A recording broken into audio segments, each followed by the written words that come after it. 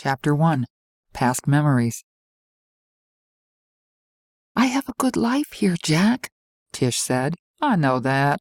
You know that I wouldn't have come unless it was absolutely necessary," Jack replied in his old Southern drawl, looking down at his old patent leather shoes. He looked the same. A little older, yes, but still the same. A little scruffy, always a 5 o'clock shadow, same old brown jacket, always the gentleman. However, she was not pleased to see him, and he'd known that she wouldn't be. "I have a different life now. I am a housewife. I am on the PTA for my girls' school.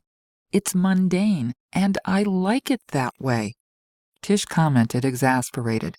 "I signed a contract. I was free to leave." Jack knew this wasn't going to be easy, but he had very few options. He took his time responding. "You know you are the only one who—" Tish held up her hand to stop him. "I know," she sighed.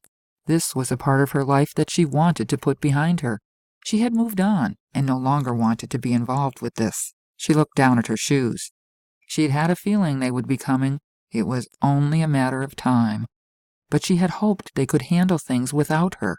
Reluctantly, she asked, "Is there no other way?" "Patty!"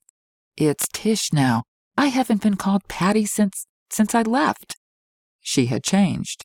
It had been a long time since he had last seen her. She was just a kid then. He knew she wanted out, but they were left with very few options. They had made several attempts on their own and failed. They had lost good people and good families.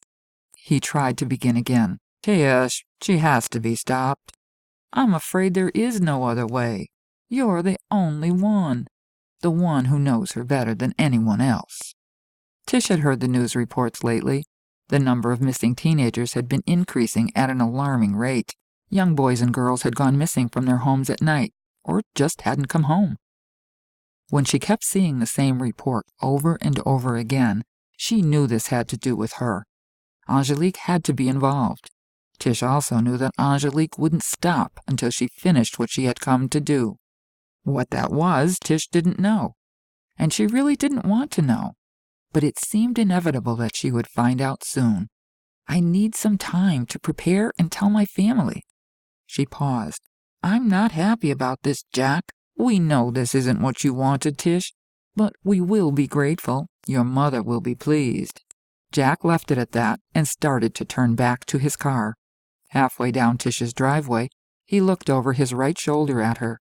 "You look good, child. Suburbia has agreed with you." Jack winked and smiled at her. He then turned back to walk to his car. He got in and drove off. Tish stood on her doorstep watching the late-model red sedan drive off. She'd known that someday she'd have to go back, that one day they would come looking for her and ask for her help, but she'd thought she would have more time. She was hoping for a few more years even, but now she had no other choice. Reluctantly, she sighed deeply and decided to get things in order. Tish closed the front door and walked into her kitchen. The clock read 11:30 a.m. Her two girls, Tamara and Chloe, were 9 and 6. They were in school, and her husband Stephen was at work. Stephen was a police officer for Colorado Springs Police Department.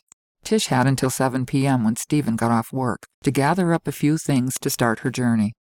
A journey that she would rather put off, but knew if she gave herself any more time, she would rethink completely and not go. She knew this wasn't going to be easy. She had never been away from her family for any length of time, other than an occasional weekend or two, and she didn't know how long this could take. Tish also knew that Angelique wouldn't be an easy target, and that she wouldn't come quietly. Tish stood in her kitchen and looked out the kitchen window in front of the sink. She absent-mindedly grabbed for her coffee cup with her right hand. She placed the mug to her lips and sipped her coffee.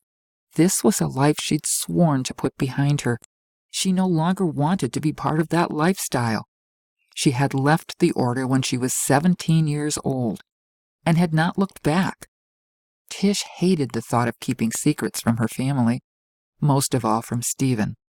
Stephen didn't know much about her past, and she preferred it that way. She had just always explained that her family was not as normal as his family.